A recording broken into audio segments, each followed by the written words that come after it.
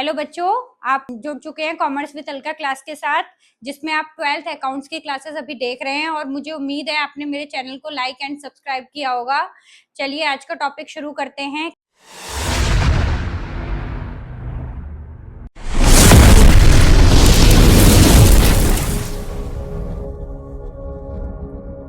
Goodwill, ख्याति, ये आपके अकाउंट्स का साझेदारी वाले टॉपिक में सबसे मेन टॉपिक है और ये 10 मार्क्स में आता है अगर लॉन्ग में आता है तो। कि ख्याति क्या होती है?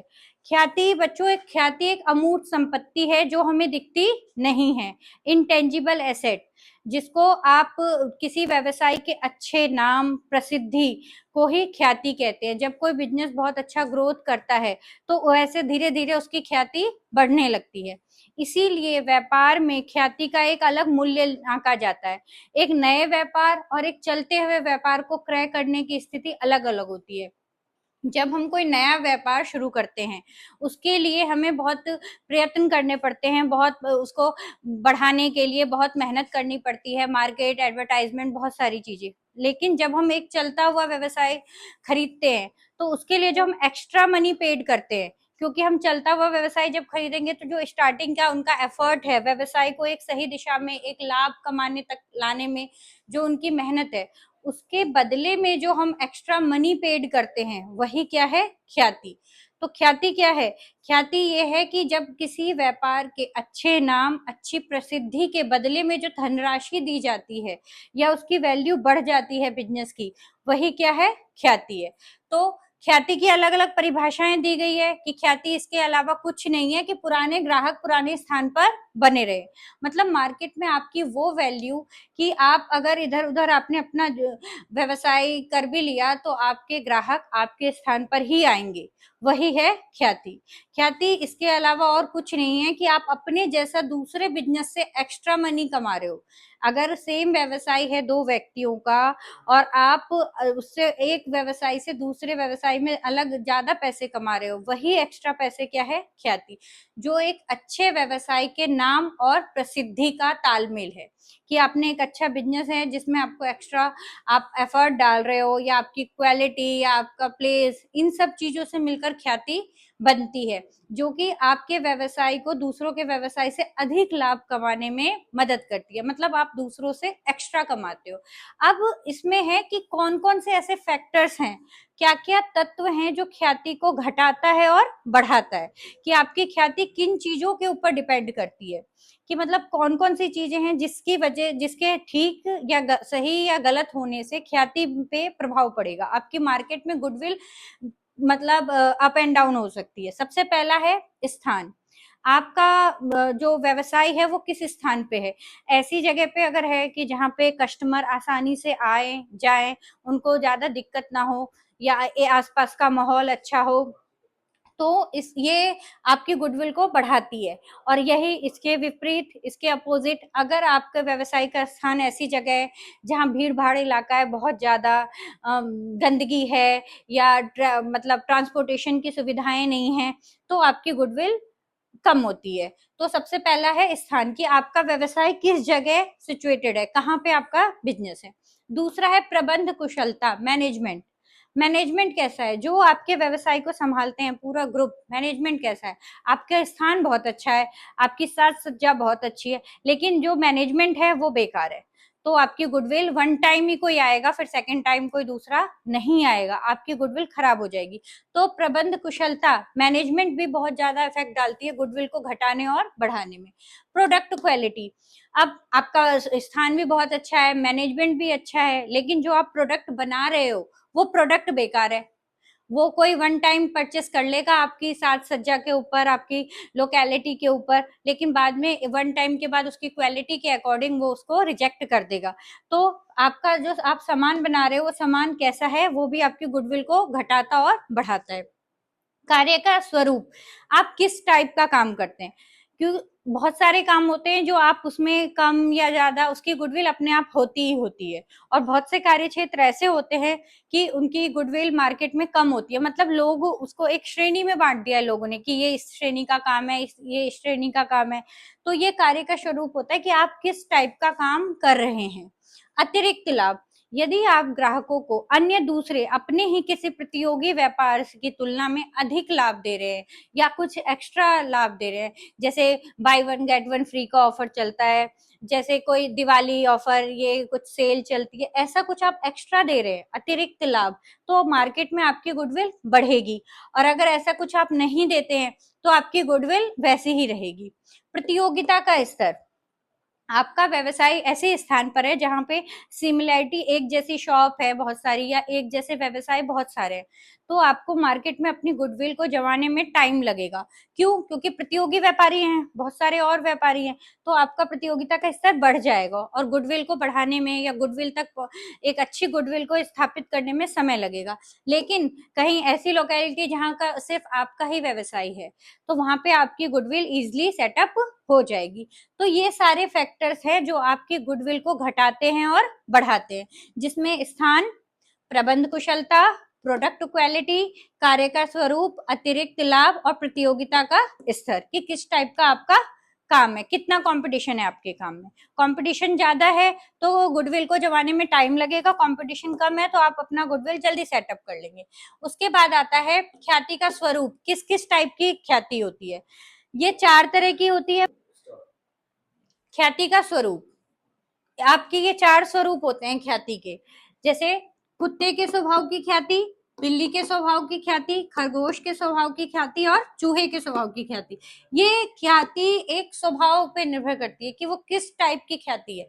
बेटा देखिए, कुत्ते का स्वभाव कैसा होता है, वो अपने मालिक के प्रति बहुत ही वफादार होता है, उसका मालिक जहां जाएगा वो उसके साथ ही जाता है। यही चीज होती है गुडविल में, कि आपको जगह से मतलब नहीं है कि कौन सी जगह है, आपको उसके ऑनर से मतलब है। तो ऑनर जहां अपना सेटअप लगाएगा आप उसी के पास जाओगे। कि अगर आपकी कोई शॉप है जहां से आप अपना काम कराते हैं, या कोई डॉक्टर है आपकी, जो डॉक्टर से आप ट्रीटमेंट लेते हैं, अगर उन डॉक्टर ने अपना क्लिनिक कहीं और सेटअप कर लिया तो आप वहीं जाओगे, चाहे उसका डिस्टेंस बहुत ही बढ़ गया हो या घट गया हो। तो ये इसमें आता है, कुत्ते के स्वभाव की ख्याति होती है कि आपको अपने ऑनर से वफादारी है, आपको अपने जो जगह से मतलब नहीं है, प्रोडक्ट से मतलब नहीं है, आपको उनका कार्य पसंद है तो आप उन्हीं के पास जाओगे। दूसरा है बिल्ली के स्वभाव की ख्याति। बिल्ली के स्वभाव की ख्याति का मतलब होता है, बिल्ली को अपने ऑनर से मतलब नहीं है, उसे जगह से प्यार होता है। वो चाहे खाली बिल्डिंग हो, चाहे कैसी जगह हो, उसको वो जहां उसको जगह से प्यार होता है। तो बिल्ली के स्वभाव की वो ख्याति होती है कि ऐसे ग्राहक जिनको जगह से ही मतलब है, कि नियरेस्ट होना चाहिए, या साफ सुथरी जगह है, या ट्रांसपोर्टेशन इजिली वहां पे हम जा सकते हैं, आसानी से वहां पे जाने के लिए हमें गाड़ी मिल जाती है, व्हीकल्स मिल जाते हैं, तो वो बिल्ली के स्वभाव की ख्याति में आती है। आपको ऑनर से मतलब नहीं है कि कोई भी ऑनर हो वहां पे, बस वहां पे इजी हो जाना आना, या जगह आपको पसंद है तो आप जगह के अकॉर्डिंग वहीं से सामान परचेस करोगे। तो वो किस टाइप का होता है, वो वैसे ग्राहक किस वाले में आते हैं, बिल्ली के स्वभाव की ख्याति। उसके बाद होता है खरगोश। खरगोश होता है जो थोड़ी जगह तक फुदकता है, उसकी गुडविल लॉन्ग लास्टिंग और बहुत दूर दूर तक नहीं फैली होती। ये एक सीमित क्षेत्र, एक लिमिटेड एरिया में ही उसकी गुडविल होती है। जैसे वो ग्राहक अगर उनका ऑनर या उसकी शॉप इधर उधर थोड़े एक दो गली छोड़ के, या नियरेस्ट, या एक ही लोकेलिटी में ट्रांसफर होती है, तो ग्राहक उनके पास जाते हैं। अगर वो बहुत दूर चले जाते हैं तो ग्राहक उनके पास नहीं जाते, तो वो खरगोश में आएंगे। क्यों? क्योंकि वो जगह से मतलब है, उन्हें आसपास की जगह, ये नहीं उसी जगह। अगर थोड़े दूर है, मतलब लोकेलिटी वही होनी चाहिए, इधर उधर हो गए थोड़े बहुत, तो वहां तक वो जा सकता है। सबसे एंड में है चूहे के स्वभाव की ख्याति। चूहा को ना मालिक से मतलब है, ना जगह से मतलब है, ना ये है कि कमी दूर में उसे जाना है। चूहे को मतलब है जहां उसे खाने को मिल जाए, कि जहां उसे अनाज मिल रहा है, जहां उसे उतरने को सामान मिल रहा है, वो उस जगह ही जाएगा। तो ऐसे ग्राहक उस तरह की ख्याति बनाते हैं कि जहां उसे डिस्काउंट में मिल जाए सामान, कम रेट में मिल जाए, चाहे ऑनर कोई भी हो, चाहे जगह कोई भी हो, लेकिन उसे सामान इजिली मिल रहा है खरीदने के लिए, या सस्ते रेट पे मिल रहा है। तो ऐसे कस्टमर और ऐसा व्यवसाय चूहे के स्वभाव की ख्याति में आता है। मुझे उम्मीद है कि आपको ये सारी चीजें समझ में आ रही होंगी। प्लीज चैनल को लाइक करते रहिए साथ के साथ। अब हम अगला टॉपिक पढ़ते हैं, ख्याति की आवश्यकता। ख्याति की आवश्यकता कब कब पड़ती है?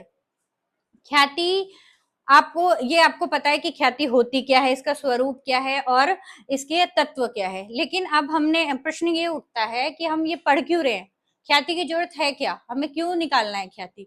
तो ख्याति की जरूरत जब पड़ती है जब कोई नया साझेदार फर्म में आता है। क्यों? क्योंकि जो पुराने साझेदार हैं उन्होंने एक टाइम उस काम को आगे बढ़ाने के लिए एफर्ट डाला है। स्टार्टिंग वाले जो उसने फेस किया है किसी चीज को, किसी भी व्यवसाय को एक जीरो से लेके जहां तक उसकी अच्छी इनकम आएगी वहां तक पहुंचने में बहुत प्रयत्न लगता है, जिसकी काउंट मतलब आप मनी में भी उसको काउंट नहीं कर सकते, क्योंकि जो उसका एफर्ट लगा है उसी एफर्ट के बदले में जब कोई नया पार्टनर आता है उसको तो पूरा काम सेट मिलता है कि भाई उसने व्यवसाय में आते ही वो लाभ कमाना शुरू कर देगा। लेकिन जो पुराने साझेदारों की मेहनत है उसके बदले में जो वो कुछ अमाउंट लाएगा, इसलिए ख्याति निकाली जाती है कि व्यवसाय का स्तर कितना है, उस हिसाब से वो ख्याति लेकर फर्म में आता है।